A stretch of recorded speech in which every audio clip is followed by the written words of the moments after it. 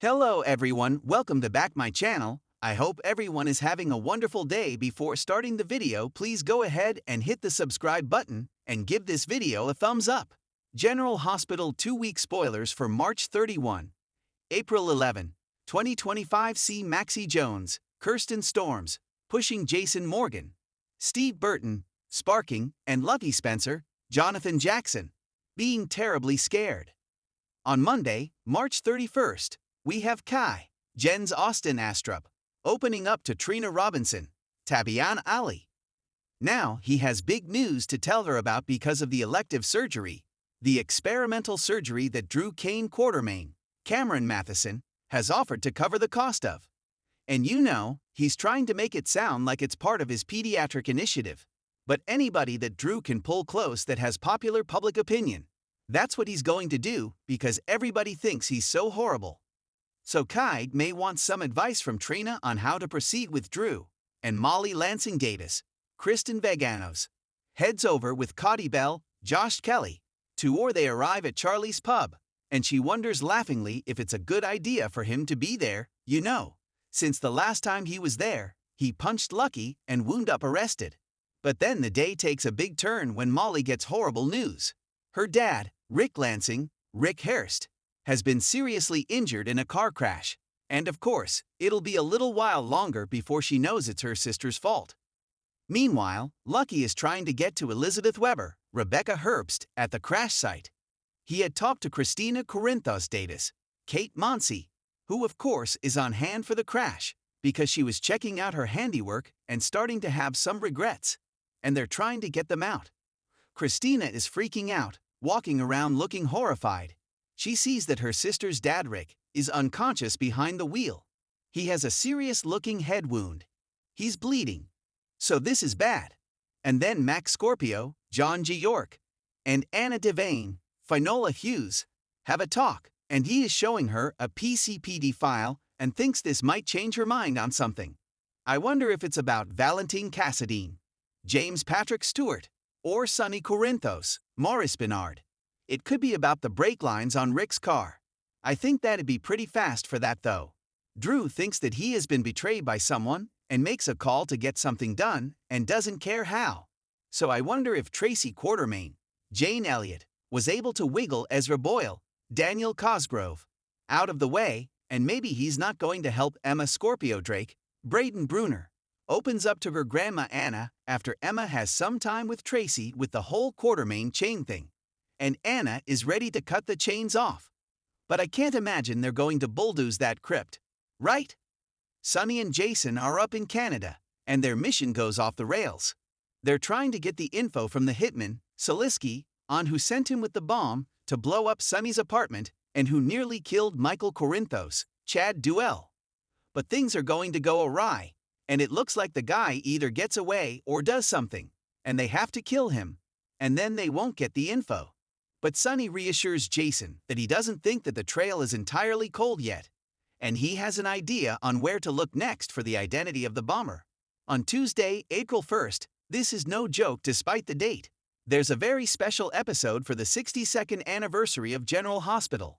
They are opening up a beautiful new set, the Dr. Monica Quartermain, Leslie Charleson, Cardiac Care Wing, and it's going to have a brand new memorial wall with pictures of all the past doctors and nurses.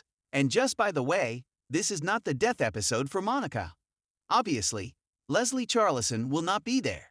They had already written this episode before she passed away, but they hadn't filmed it yet. So with Leslie passing away, obviously she couldn't be in the scene, but we're going to get a whole separate storyline arc on Monica's death and a full-scale funeral and memorial. But in this episode, they're still going to be pretending that Monica is alive. And since they couldn't have Leslie Charleson there, they are instead heavily featuring veteran actress Jeannie Francis. The Laura Spencer actress has been on the show, since the 70s. So she will be taking point on this. And Ned Ashton, Wally Kurth, and Tracy are there on hand, and they're going to spend some time looking at Alan Quartermain's Stuart Damon photo and talking about family. On Wednesday, April 2nd, Diane Miller, Carolyn Hennessy, interviews somebody. Maybe she needs a replacement lawyer while Alexis Davis, Nancy Lee Gran, take some time away to deal with this mess Christina has made. We'll see. And Sasha Gilmore, Sophia Matson, issues a warning to someone. And Sunny has dinner with Laura. And I wonder if Laura is at some point going to realize she needs to distance herself from Sunny because he is compromising her ability to be a good leader because people are starting to doubt her.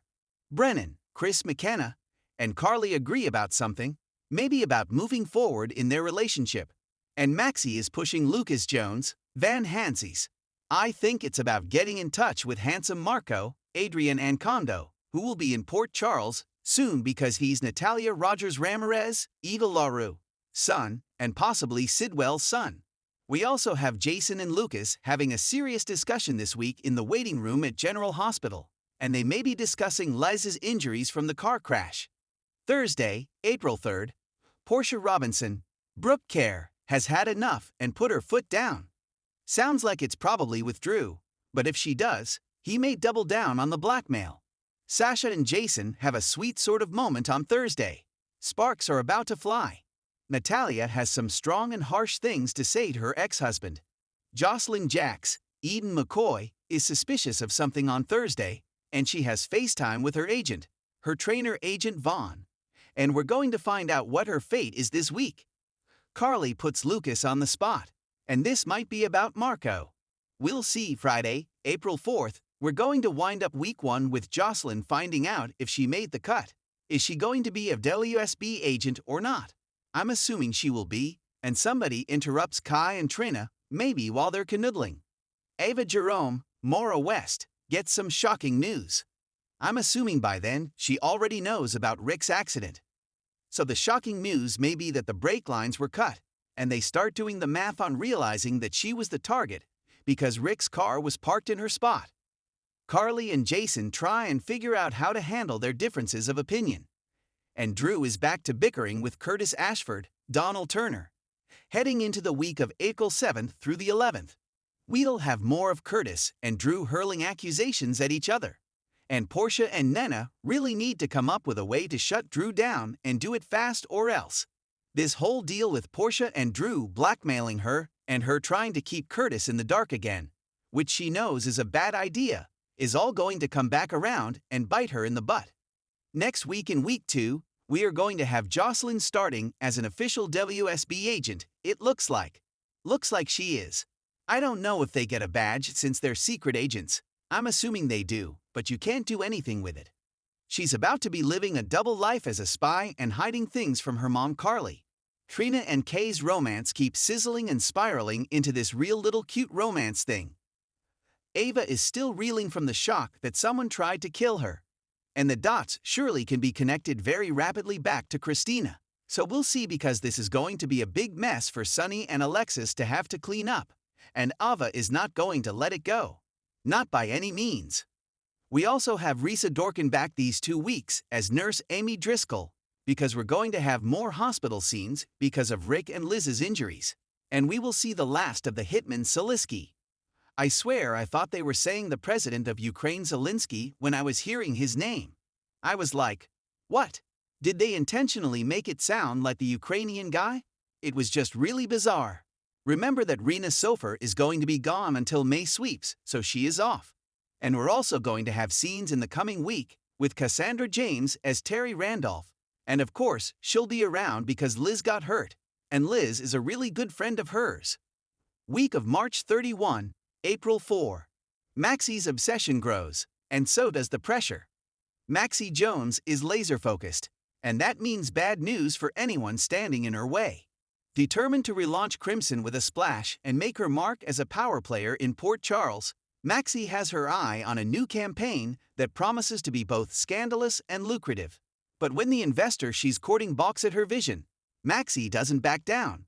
Instead, she doubles down. With Nina still recovering and largely MIA from the day-to-day operations, Maxie has unofficially taken the reins. Lucy Coe warns her to slow down, but Maxie is on a mission. The pressure she puts on her staff is intense, and Brooke Lynn finds herself caught in the crossfire. But Maxie's most daring move. She wants to feature a reformed bad boy in the campaign, a redemption story, with danger, grit, and heat. Enter Jason Morgan. Jason finds a spark, and it's not just work. Jason is still adjusting to life back in Port Charles. While he's officially free, the undercurrents of distrust and the mystery of his disappearance still hang thick in the air. But Maxie sees an opportunity, and she's not subtle about it. She pitches Jason as the centerpiece of her Second Chances campaign, using his complicated past and quiet strength to reframe masculinity and redemption. At first, Jason refuses flat out. But after a surprising run-in with Carly, who pushes him to consider what kind of legacy he wants now, Jason begins to reconsider. That spark isn't just professional. Maxie, despite herself, begins to feel something unexpected toward Jason, an electricity that unnerves her. It's nothing like her past relationships. And for Jason, there's a flicker of curiosity. After everything, can he feel again? Can he trust again? Their chemistry is subtle but potent.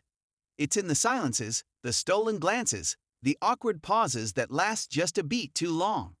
Neither of them is ready. But maybe that's what makes it dangerous. Lucky returns, and trouble isn't far behind. Across town, a quiet storm brews.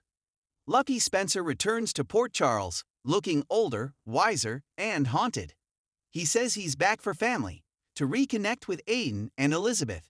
But he's holding something back. When Dant corners him at the Metro Court bar, the truth starts to bleed out. Lucky's been living in Ireland, off the grid, helping investigate a human trafficking ring. But something went wrong, terribly wrong. A source he trusted vanished, and now he fears the syndicate knows his real identity. He came to Port Charles for safety, but danger may have followed him. Elizabeth is cautious but welcoming. The boys are thrilled. But there's tension, especially when Jake begins asking questions about his father, Jason, and Lucky clams up. There's still unresolved resentment there. And when a strange man is spotted watching the hospital parking lot, Lucky's paranoia kicks into high gear. Is it all in his head, or has the danger followed him home? Week of April 7, April 11. Maxie crosses a line, and Jason pushes back. Maxie's campaign is going full steam ahead, but she makes a misstep, one that shakes Jason's trust. She leaks a teaser image to drum up hype, without Jason's consent. While the public reaction is electric, Jason is trending within hours. He's furious. He confronts Maxie at the Metro Court, and sparks fly, but not the good kind. Their heated exchange turns personal, with Jason accusing her of using people to climb her ladder, and Maxie accusing him of hiding behind his stoicism to avoid feeling anything. They part ways in anger, but both are raveled. Later, Jason finds himself watching the campaign teaser again, fixating not on himself, but on how Maxie saw him. It's raw, real, maybe even true. Meanwhile, Maxie confides in Felicia, admitting she may have screwed up. I pushed too hard. I always do. Felicia gives her daughter some tough love, telling her that ambition is fine, but not at the cost of hurting the people who matter. Jason makes a choice, and Carly reacts. Jason's been caught in the middle of multiple worlds, his old life, his new place, and now the unexpected pull of something different. But after reflecting on Maxie's words, he does something rare. He makes the first move. He shows up at Crimson, not to pose, but to talk. Really talk. He tells Maxie he'll do the campaign, but only on his terms. No more secrets, no more manipulation. Maxie, surprisingly, agrees. They shake hands, but the tension is thick. There's a pause, a breath, a look, almost a kiss, but they both step back, unsure. Across town, Carly watches Jason from a distance. She's happy to have him back, but she can't help but notice he's changing, and she's not sure she likes what it means. Lucky faces his fear, and it gets personal. The mystery watcher turns bolder. Elizabeth finds a threatening note in her locker at GH. You should have left him where he was. She shows it to Lucky, who turns ghost pale. It's the same phrasing used by the syndicate he crossed overseas. He warns Liz to take the kids and lay low. Liz, of course, refuses to run. They argue, emotions high, old wounds opening. She demands the truth. What really happened in Ireland? Lucky finally breaks down. His source was a 16-year-old girl. She disappeared after they were seen together. Lucky blames himself, If they're here for her, or to send a message. Dante and Jordan get involved. They tighten security, but Lucky's instincts tell him it's not enough. Someone's already inside the system, and when Jake goes missing from the schoolyard for 20 terrifying minutes, all bets are off. The past and present collide. The final days of the 2 weeks are explosive. Maxie and Jason's first official shoot takes place at a derelict warehouse. A moody, industrial backdrop Maxie swears will tell a story. But during filming, Jason's instincts flare up. Something's off. He hears footsteps, a shadow. He chases it, right into an ambush. Gunfire. Chaos. Maxie screams. Jason tackles her, shielding her with his body as bullets fly. When the smoke clears, the shooters are gone, but Jason is bleeding. Not badly, just enough to remind everyone. This isn't a game. Someone is sending a message, and Lucky, watching from a rooftop nearby, holding binoculars and a trembling hand, realizes the truth. This wasn't about him at all. It was about Jason. Coming next, Sam hears about Jason's injury and makes a choice that could change everything. Maxie takes a break from Crimson. But what's she really up to? Anna confronts Lucky. What exactly did he bring back to Port Charles? A mystery woman checks into the Metro Court under an assumed name, and she's looking for Sonny Corinthos. Would you like a follow-up spoiler piece for April 14 to 25? Thanks for watching this video, and please subscribe our GH News 24 YouTube channel for more update news.